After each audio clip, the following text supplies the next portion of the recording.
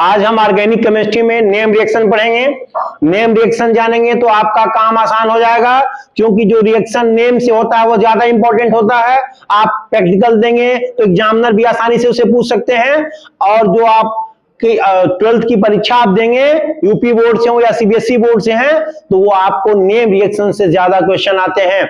Name reaction का 2 से 3 video हमारा देखेंगे, आप आसानी से नेम रिएक्शन कर पाएंगे। क्योंकि ये इंपॉर्टेंट है तो इसको संक्षिप्त तरीके से, शॉर्ट तरीके से कैसे बताया जाए, इस पे हमारा पूरा फोकस है। बाकी जो ऑर्गेनिक का टर्म है पिछले वीडियो में आप देख सकते हैं। हम उस रिएक्शन की बात कर रहे हैं। अब हम आपको देखिए, रिएक्शन में 2 बातें समझाएंगे। रिएक्शन को, नेम रिएक्शन को, कोई भी रिएक्शन हो 2 तरह से आप प्रैक्टिस करिएगा। पहला काम ये करिएगा, फर्स्ट ये है कि वो रिएक्शन का आधार क्या है, वो रिएक्शन में क्या क्या इन्वॉल्व है, क्या कैटालिसिस या फिर जो भी उपस्थिति है किसकी है, और प्रोडक्ट क्या बन रहा है, कार्बन का चेन इंक्रीज हो रहा है कि डिक्रीज हो रहा है। ये कंसेप्ट दिमाग में रखिएगा। सेकेंड टाइम फिर उस रिएक्शन को आप प्रैक्टिस करके तैयार कीजिएगा। शुरू करते हैं। उस रिएक्शन में 2 एल्किल हैलाइड, एल्किल की बात आएगी तो समझ जाइएगा एल्केन के एक हाइड्रोजन को कम किया गया है, कंडीशन अप्लाई।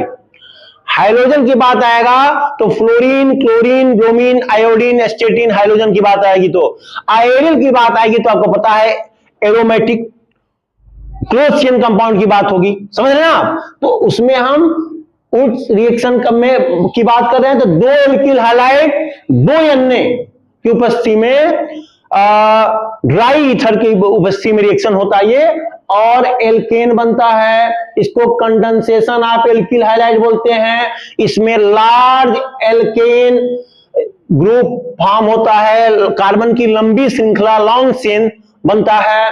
दूसरा है फिटिंग। इसमें हमने जो 2RF लिया वो दोनों एल्किल ग्रुप है, और इसमें हम दोनों एरिल लेंगे फिटिंग रिएक्शन में, तो आप दोनों एरिल हैलाइड लेंगे और 2 से रिएक्शन कराएंगे उपस्थिति सेम, तो AR सिंगल बॉन्ड AR, मतलब एरोमेटिक सिंगल बॉन्ड एरोमेटिक बनेगा।